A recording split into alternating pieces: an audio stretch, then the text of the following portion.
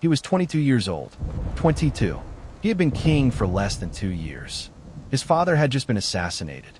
Half of Greece thought he was a child playing at being a conqueror. The other half thought he would be dead within a year. He crossed into Asia with 47,000 men and enough money to pay them for 30 days. 30 days. That was his entire financial runway. 30 days of supplies, 30 days of wages, 30 days before his army would start to disintegrate from hunger and unpaid promises. He had left Macedonia with everything his kingdom could scrape together, and it was barely enough to get started. Against him stood the Persian Empire, the largest, wealthiest, most administratively sophisticated state the world had ever seen. An empire that stretched from the Aegean coast to the borders of India, that commanded revenues 100 times greater than anything Macedonia could produce, that had armies it could field from dozens of subject nations, that had been the dominant power in the known world for 200 years. The Persian commanders who rode to meet him at the Granicus River in the spring of 334 BC were not frightened. They were annoyed. This young Macedonian and his campaign were, in their assessment, a nuisance, a manageable problem, something to be dealt with quickly so everyone could get back to the serious business of running an empire. They were about to make the most expensive mistake in Persian history. Not because Alexander was a better general, not because his army was superior, not because the gods favored Macedonia over Persia, but because Alexander understood something about the human mind, about fear and courage, and the specific psychology of power that the Persian commanders had never needed to learn. He understood that war is not primarily fought with weapons. It is fought with perception. And at the Granicus River, on a warm afternoon in May of 334 BC, a 22-year-old king gave a masterclass in psychological warfare, so precise, so perfectly calibrated, so ruthlessly executed that military strategists are still studying it 23 centuries later. This is that story. To understand what Alexander did at the Granicus, you need to understand what he needed it to mean. Not tactically, psychologically. Alexander had not come to Asia simply to win a battle. Battles were common. Battles happened all the time in the ancient world. A victory at the Granicus River that looked like an ordinary military engagement. Two armies meeting, one winning through superior numbers, or positioning or fortune, would give him almost nothing of strategic value. What Alexander needed was a statement, a declaration so loud and so unambiguous that it would reach every corner of the Persian Empire before his army had moved another 100 miles. A message that would travel faster than horses, faster than messengers, faster than anything except the specific kind of fear that spreads through a system when it suddenly understands that the assumptions it has been operating on are wrong. The message had to be, the world has changed. The old order is ending. And the man ending it is not afraid of you. This is why every decision Alexander made at the Granicus, including decisions that looked to his own commanders like recklessness bordering on suicidal insanity, was actually calculated. Precisely, to the millimeter. He was not being brave. He was being theatrical, on the largest stage the ancient world could provide. And the theater began days before the first spear was thrown. The Persian commanders who assembled at the Granicus River were a committee of satraps, provincial governors of the Western Persian Empire, plus a significant contingent of Greek mercenary infantry that formed the professional backbone of the Persian defensive force. Their total strength was roughly equal to Alexander's or slightly superior. Estimates vary, but most modern historians put the Persian force at somewhere between 20 and 30,000 cavalry, and perhaps the same number of mercenary infantry. The cavalry was predominantly Persian and had been the dominant military force in this part of the world for generations. These are not conscripts. They were professional soldiers from warrior cultures who had been fighting and winning their entire lives. The Persian commanders had a plan. It was, on its surface, a reasonable plan, a tactically defensible plan. Position the cavalry on the high eastern bank of the Granicus River, let Alexander's army wade across the river and struggle up the steep bank while the cavalry cut them down from above. Use the Greek mercenaries as a reserve to finish off whatever survived the river crossing. The plan had one fatal flaw. Not a tactical flaw, a psychological one.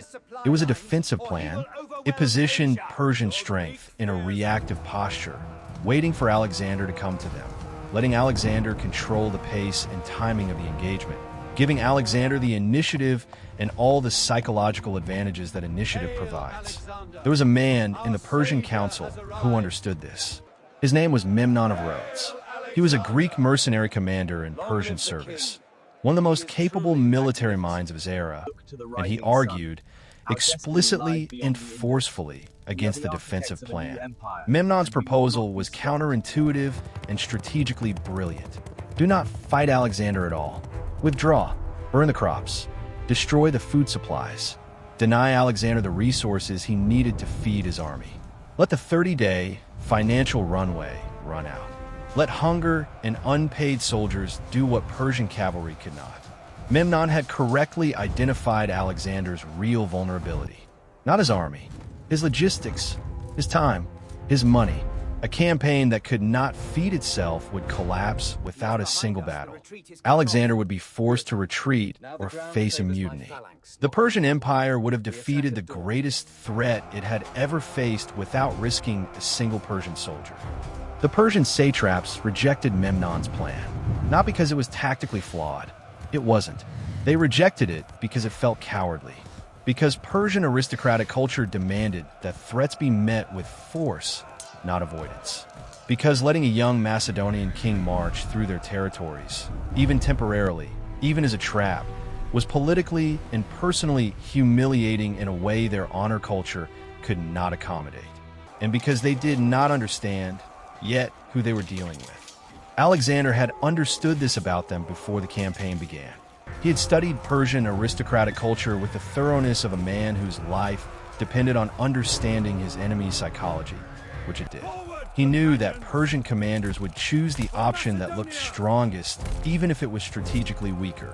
He knew that honor culture was predictable, and predictable enemies are controllable enemies. He had maneuvered them into a defensive battle before a single soldier had crossed a river. The morning of the battle arrived gray and cool. Alexander had spent the previous evening doing something that his commanders would have found, if they had known about it, either inspiring or insane. He had toured his army personally, not the officers, the men, walking through the camp in the late afternoon light, stopping at fires, learning names, asking about home provinces, complimenting specific soldiers on their equipment or their bearing. He knew the names of his veterans from previous campaigns. He used them. This was not casual socialization. It was a deliberate psychological preparation technique that Alexander had refined over his military career, that his father Philip had taught him from childhood. An army fights harder for a commander it believes sees it. A soldier who has looked his general in the eye and been addressed by name carries that encounter into battle as a kind of personal obligation, not to the abstract cause, for the specific man. Alexander was creating a network of personal loyalty, one conversation at a time, that would hold his army together when a tactical situation became terrifying, which he intended it to become. He also gathered his senior commanders that evening for a final briefing. And here is where the first major piece of psychological warfare appears, not directed at the Persians, but at his own men. His senior, General Parmenion, experienced, cautious, arguably the best professional military mind in the Macedonian army, argued against an immediate assault. The river crossing was dangerous. The afternoon light was already fading. Wait until morning. Cross at dawn. Fight on ground of our choosing. It was sound tactical advice. Parmenion had been saying sound tactical things for 30 years and had usually been right. Alexander rejected it. Immediately, publicly, in front of the assembled commanders. He said, and the account is from Arrian, our best ancient source, that it would be shameful to have crossed from Europe to Asia and then be stopped by this little stream. He said that Parmenion's counsel was hesitant. He said the Hellespont itself would laugh at them for being afraid of the Granicus. Then he rode to the river. Now, why? Not because Parmenion was wrong tactically. He probably wasn't. Not because crossing in late afternoon was actually better than crossing at dawn. It probably wasn't. because Alexander needed his army to see something specific before the battle began. He needed them to see that their commander was not calculating the odds. He needed them to see that Alexander of Macedon did not weigh risk against reward the way ordinary men did. He needed to create in their minds the visceral impression that the man leading them operated on a different level of reality, that where other men saw an obstacle, Alexander saw an irrelevance. The river was not a tactical challenge to be managed. It was a prop and a performance designed to make 47,000 men feel that they were following someone touched by something beyond ordinary human calculation. He was not being reckless. He was constructing a mythology in real time, a mythology that his soldiers needed to believe in order to function at the level the battle was about to demand of them. The Granicus River was not wide, perhaps 60 meters at the crossing point, but the eastern bank where the Persian cavalry waited was steep. Estimates suggest a rise of several meters over a short horizontal distance, enough that men scrambling up it would be briefly exposed, unable to use their weapons effectively, clustered together and vulnerable. He understood, at the strategic level, exactly what his navy needed to do. Greece was a collection of city-states whose individual military power was limited. The Persian army, somewhere between 100,000 and 300,000 men, the exact number is disputed, but the scale is not, could crush any Greek land force it met in open battle. It had already demonstrated this at Thermopylae, where despite the famous Spartan resistance, the Persians had eventually broken through and were now marching south toward Athens. The Navy's job was to support the army, to keep the supply lines open, to prevent the Greek city-states from using their geographic position, surrounded by sea, dependent on maritime trade, to resist Persian land power. The Navy was logistics, not strategy. It was the mechanism by which Persian land dominance would be translated into complete Greek submission. This was a reasonable plan. In open water, it would probably have worked. Xerxes did not fight in open water. And the reason he did not was because of one man with a plan so audacious, so psychologically sophisticated, and so precisely calibrated to exploit Persian strategic assumptions that it stands as one of the greatest acts of military deception in history. His name was Themistocles. Themistocles was the architect of Athenian naval power and the strategic mind behind Greek resistance at Salamis.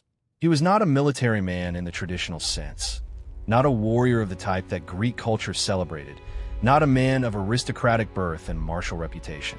He was a politician, a strategist, a man who understood human psychology and political systems with an almost unsettling precision. Years before the Persian invasion, Themistocles had convinced Athens to use a silver windfall from the Laurion mines, a discovery that most Athenian politicians wanted to distribute as a cash payment to every citizen, to build a fleet of 200 triremes instead. He personally led the right wing, the companion cavalry, the elite heavy horsemen who were the cutting edge of the Macedonian army. He placed himself at the head of the assault column, in purple and white armor, with a prominently plumed helmet visible from a distance. He wanted the Persian commanders to see him coming. Specifically, personally, this was not vanity. It was the second major piece of psychological warfare. The Persian commanders had been briefed on Alexander. They knew his reputation. They knew, and this is crucial, that killing Alexander would end the campaign instantly. The Macedonian army's loyalty was personal. It was held together by the force of Alexander's personality and the legend already forming around him. Remove Alexander and the army would fragment. The campaign would collapse. The threat would disappear. So Alexander, in his distinctive purple armor, leading the assault in person, visible from the Persian bank, was an invitation. Kill me if you can. Here I am. Come and take me. He was turning himself into bait, not because he was indifferent to death. No one who studied Alexander's behavior closely could believe he was casually indifferent to death, but because he understood that the Persian commanders, seeing him visible and apparently exposed at the head of the assault, would concentrate their best men on that location. They would redirect their attention and their effort toward the killing of Alexander, which meant they would be concentrating their best cavalry exactly where the Macedonian companion cavalry, the finest heavy horsemen in the world at that moment, were about to hit them. He was using himself as a weapon, a psychological weapon that would cause the enemy to cluster their strength into a position where his strength was greatest. The river crossing began. The first Macedonian units entered the water. The Granicus was fast-moving in spring melt, the current strong, the footing treacherous on river stones. Men stumbled. Horses struggled. The formation that the Macedonian army maintained on flat ground dissolved into something more like a crowd of individuals, each negotiating their own passage across. The Persian cavalry on the eastern bank launched javelins. The forward elements of the crossing force took casualties. Men went down in the water. Horses screamed. The river ran briefly red at the ford. The men behind kept coming. This is the moment that every calculation of Alexander's psychological preparation was designed for. The moment when men in cold water, watching their colleagues fall with a hostile bank ahead of them and a river behind them, had to make a decision in their bodies that no amount of rational argument could produce. They kept coming because they had spent the previous hours, days, months, years being told, and more importantly shown, that the man at the front of the column did not stop for rivers or javelins or the screaming of horses or anything else that ordinary calculation said was a reason to stop. They kept coming because Alexander was already at the bank, already climbing, already fighting. He had reached the eastern bank with a small group of companions before the main assault had crossed. He was fighting, physically, personally, with a spear and then with a sword when the spear broke, against the Persian cavalry commanders who had indeed concentrated around his position, drawn exactly as he intended by his visibility and his apparent vulnerability. A Persian nobleman named Rosaces struck Alexander with a sword. The blow landed on his helmet. Alexander's helmet partially absorbed it, but he was stunned, driven to his knees on the riverbank, fighting to stay conscious while horsemen pressed around him. A second Persian commander named Spithridates rode at Alexander from behind, sword raised for a killing blow. Clitus, one of Alexander's oldest companions, a man who had known him since childhood, saw it from across the melee and drove his horse through the press of bodies to reach Alexander in the seconds before the blow landed. He cut off Spithridates' sword arm at the shoulder. Alexander recovered, killed Rosaces, got back on his horse. The whole incident lasted perhaps 30 seconds. In those 30 seconds, Alexander had nearly died, had come within one man's reaction time, Clitus's reaction time, of ending the campaign, ending his life, ending everything. He kept fighting, and every Macedonian who saw it, the near death, the recovery, the continuation, saw something that no speech could have communicated. They saw a man who, at the moment of maximum personal danger, did not stop. The mythology was writing itself in real time, in blood and river water and the screaming of horses on a May afternoon in Asia Minor. The Persian line broke, not all at once, not cleanly, but the combination of factors, the companion cavalry's pressure at the point where Persian strength had concentrated around Alexander, the steady crossing of Macedonian infantry pressing up the bank across the full width of the crossing, the psychological shock of seeing their best commanders fall in the personal melee around Alexander, created a cascade of local failures that swept across the Persian cavalry line like a wave. When cavalry breaks, it breaks fast. Horses do not retreat in formation. They flee. And the sight of horses fleeing is one of the most psychologically contagious images in warfare. It triggers flight responses in nearby horses, in nearby riders, and then in the infantry behind them who suddenly understand that the cavalry protecting them is gone. The Persian cavalry fled in multiple directions, into the fields behind the river, toward the nearest towns, into the hills that flanked the battlefield. What remained, standing in a confused mass on the field, surrounded, having watched the cavalry that was supposed to protect them dissolve, were the Greek mercenaries. Approximately 18,000 professional soldiers, trained, disciplined, well-equipped, and in an impossible position. They sent a messenger to Alexander. They wanted to surrender. They would serve him, fight for him, anything rather than be massacred where they stood. Alexander refused. This refusal was the third and most calculated piece of psychological warfare at the Granicus, and it was of all his decisions that day, the most controversial. Then and now, he surrounded the mercenaries with his infantry and his cavalry. He ordered the attack. The mercenaries were killed, almost all of them. The survivors were captured and sent to Macedonia as slaves. The justification Alexander offered was that Greeks fighting for Persia against their own people were traitors. The real calculation was different. Those 18,000 Greek professional soldiers, if allowed to survive and disperse, would eventually find employment in Persian service again. They were professionals. Persia had money. Persian satraps would hire them. And next time, knowing exactly how Alexander fought, having survived one battle against him, they would be more dangerous. More importantly, every Greek city-state and every Greek mercenary soldier in the Persian Empire was watching what happened to the men at the Granicus. If Alexander let them go, the message was, fighting for Persia is survivable. Fighting for Persia has acceptable consequences. If Alexander killed them, the message was, fighting for Persia means death. Choose accordingly. He was not making a tactical decision. The Macedonian infantrymen crossing the Granicus carried their sarissa, the Macedonian pike, roughly 6 meters long, which was the primary weapon of the infantry phalanx. 6 meters, in a river, with a current, with javelins coming from the opposite bank. The sarissa was unwieldy on flat ground in perfect conditions. In a river, it was nearly impossible to manage. Men who had trained for years to use this weapon in coordinated phalanx formation were suddenly individuals, struggling with balance, holding a 6-meter pole sideways across the current so it did not act as a sail, try not to drown, while also try not to get hit by the javelins landing around them. The noise was extraordinary. River sound, weapons on armor, horses screaming. Horses make a sound when they are seriously hurt that no human who is hurt forgets. The shouting of men in multiple languages. Greek, Macedonian dialect, Persian, the various languages of the mercenaries. The sounds of men dying close to you in ways that leave no ambiguity about what you are hearing. The smell.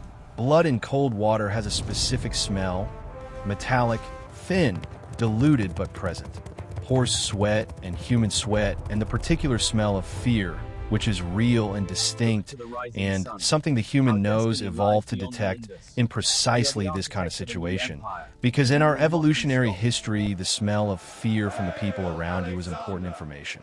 And underneath all of it, the cold, constant, relentless, making fingers less nimble on weapon handles, making muscles respond slightly slower than they would on a warm, dry training ground, making everything harder by exactly the margin that the difference between surviving and not surviving often occupies. The Macedonian soldiers crossing the Granicus that afternoon were not thinking about Alexander's psychological warfare. They were not thinking about Persian aristocratic honor culture or the strategic logic of personal visibility or the long-term implications for Greek mercenary recruitment. They were thinking about the next step, the next footing on the river bottom, the javelin that had just landed 2 feet to their left, the man ahead of them who had gone down, and whether there was space to go around or whether they would have to step over him, the bank that was getting closer, the horses and the swords waiting on the bank. They crossed anyway. That is the human reality beneath the strategic analysis. Thousands of individual men, cold and frightened and deafened and surrounded by violence, making thousands of individual decisions to keep moving forward. The psychological warfare Alexander conducted was designed to produce exactly this. Not to eliminate fear, that was impossible, but to create a framework within which frightened men could still function, could still choose forward over backward, could still, in the moment of maximum terror, keep moving. He had given them something to move toward that was stronger than what they were moving away from. That is the foundation of all military leadership. It was also, at the Granicus River, the most precisely executed example of it the ancient world had yet produced. The stakes of this battle failing were existential, not just for Alexander, for the entire project of Macedonian expansion into Asia. Alexander had crossed into Asia with as we established, 30 days of financial runway. If the Granicus battle had gone badly, if the Persian cavalry had held the bank, if the crossing had been repulsed, if Alexander had been killed in the personal melee around his position, the campaign would have ended. Not been set back, ended. An army that cannot pay itself disintegrates. Not all at once.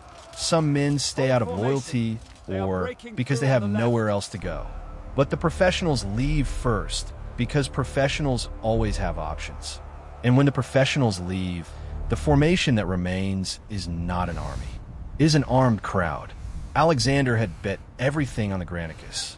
There was no fallback position, no secondary plan, no alternative strategy that could be activated if the river crossing failed. He had designed the campaign this way deliberately. He had left himself no retreat because he understood that an army that knows retreat is possible considers it as an option. He wanted his men to know, in their bodies, that there was no option except forward. Cutting off his own retreat was itself a psychological warfare tactic, directed at his own army. It was the same logic Hernan Cortés would use 18 centuries later when he burned his ships on the Mexican coast. You cannot retreat to ships that don't exist. All you can do is go forward. If Alexander had died at the Granicus, under Mithridates' sword, in the second before Clitus's intervention, Macedonian expansion into Asia would have ended on a riverbank in Asia Minor. The subsequent history of the known world would have been unrecognizably different. No conquest of Persia, no Hellenization of the Middle East and Central Asia, no cultural fusion of Greek and Eastern traditions that produced the intellectual environment in which early Christianity and the major philosophical schools of the Hellenistic period developed. No Alexandria, no Library of Alexandria, none of the specific intersections of ideas and cultures that city represented. Clitus's reaction time was, in a meaningful sense, one of the hinge points of Western history. And Alexander had knowingly placed himself in a position where that reaction time mattered, had knowingly made the success of everything depend on a single man's reflexes in a melee, because he had calculated correctly, as it turned out, that the psychological value of his personal visibility and personal risk was worth the personal danger, that the effect of seeing their king fighting at the front, taking wounds, nearly dying, continuing to fight, was worth the probability that he would actually die. He was right. He was also, by any rational calculation, extraordinarily lucky. Both things are true. And the interplay between deliberate calculation and extraordinary luck is something Alexander navigated his entire life, with a facility that made his contemporaries, then and now, wonder whether the calculation was really as deliberate as it appeared, or whether there was something else happening, something that the people around him found easier to describe as divine favor than as human psychology. Compare Alexander's psychological approach at the Granicus to how other great commanders handled the same fundamental challenge. How do you make men cross a defended obstacle into concentrated enemy force? Most commanders fight battles. Alexander staged events whose tactical outcome was almost secondary to their psychological effect. The aftermath of the Granicus was managed with the same psychological precision as the battle itself. The Persian commanders who died in the fighting were buried with full military honors. Not Greek honors, Persian honors, according to Persian custom, with the respect due to aristocratic warriors who had died fighting. This was deliberate. It communicated something specific to the Persian aristocracy watching from the cities and estates of Asia Minor.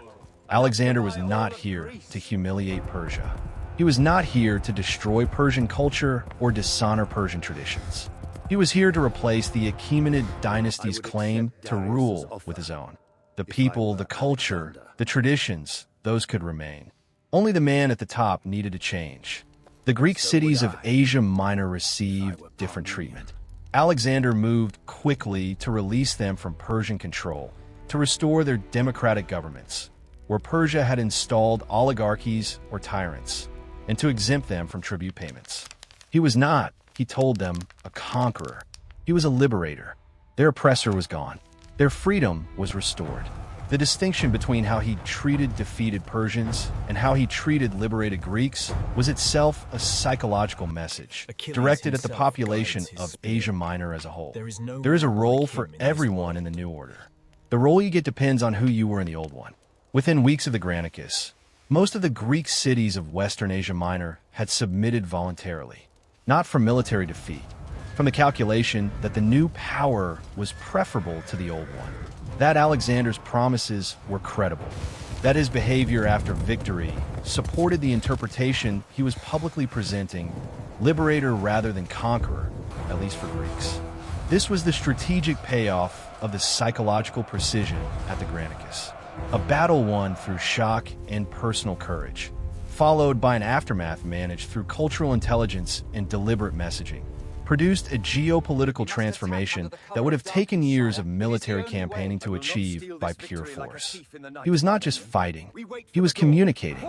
Every decision was simultaneously a military act and a message to an audience he was carefully identifying and targeting. So what did Alexander actually do at the Granicus River? If you strip away the narrative and reduce it to its essential components, what was the system? First, he identified his enemy's psychological vulnerabilities before the battle and designed a tactical situation to exploit them. Persian honor culture meant predictable responses to perceived insults and challenges. Predictable responses are manageable responses. He maneuvered the Persian commanders into a defensive battle at a location of his implicit choosing before a spear was thrown. Second, he managed his own army psychology with the same precision he applied to the enemies. The rejection of Parmenian's advice was theater for the troops. The personal camp tour was loyalty infrastructure. The immediate crossing was a declaration about what kind of commander they were following. Each element was designed to produce a specific psychological state in 47,000 individual men. Third, he used his own body as a psychological weapon. His visibility, his personal combat, his near-death and recovery. All of it served the psychological architecture of the battle in ways that pure tactical calculation would never have justified. He was the most important piece on the board. He risked himself like a pawn, because the effect of doing so was worth more than the probability he calculated he would survive. Fourth, he managed the aftermath as carefully as the battle. The honors for Persian dead, the liberation of Greek cities, the clear differentiation between how different groups were treated. Each decision communicated something precise to a specific audience. Fifth, he documented and propagated the story. Alexander traveled with historians, with official recorders of events. He understood, with a sophistication that would not be matched until the modern era of mass communication, that the story of the battle was a separate weapon from the battle itself. The story would travel. The story would reach Persians who had not been present. The story would shape the decisions of commanders and satraps and kings who were thousands of miles from the Granicus, but who needed to decide how to respond to this young Macedonian and his impossible campaign. He won the Battle of the Granicus River at the Granicus River. He won the psychological battle of the Granicus River across the entire Persian Empire over the following months as the story spread. The physical victory lasted an afternoon. The psychological victory outlasted Alexander himself. Here is the question the Granicus leaves you with. And it is not about ancient Macedonia. Think about the significant challenges you face. The obstacles that look from the outside like they require more resources, more personnel, more institutional support, more money than you currently have. Now think about what Alexander had at the Granicus. 30 days of money. An army that was good, but not obviously superior to what it faced. A tactical situation that most of his experienced commanders thought was too dangerous to attempt. He won not because he had more than his enemy. He won because he understood something his enemy did not. He understood that the battle being fought was not primarily the physical one.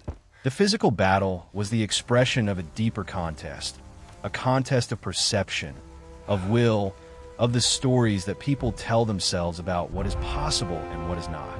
The Persian commanders of the Granicus had more cavalry, more money, more institutional support, the home terrain advantage, and the backing of the most powerful empire in the world. They lost because they were fighting the wrong battle. They were fighting for the river crossing. Alexander was fighting for the story that would travel from that river crossing to every corner of the Persian Empire. Every significant contest, military, political, commercial, personal, has this structure. There is the visible battle and the invisible battle, the tactical reality and the psychological reality, the thing that is happening and the story about what is happening. The people who win consistently are almost never the ones with the most resources. They are the ones who understand which battle they are actually in. Alexander understood that at 22 years old, on a riverbank in Asia Minor, with 30 days of money and everything at stake.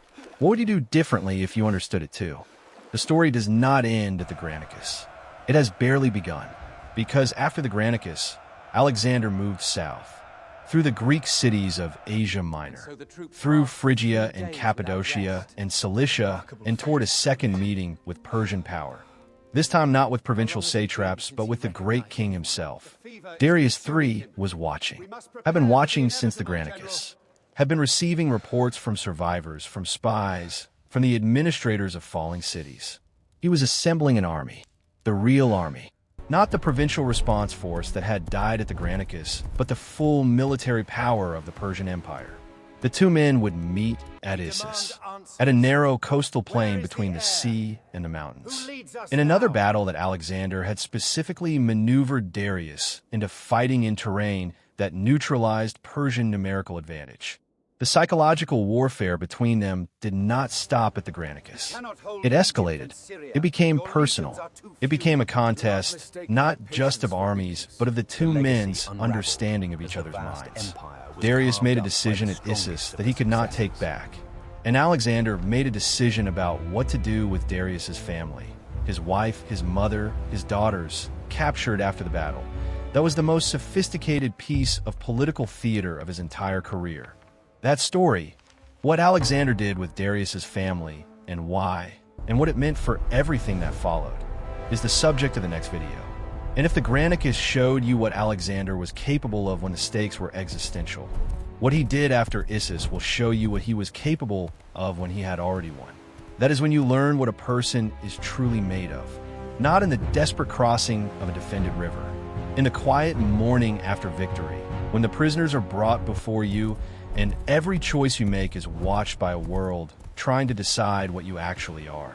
That video is coming, and it will change how you think about power, mercy, and the most dangerous weapon a conqueror can ever deploy.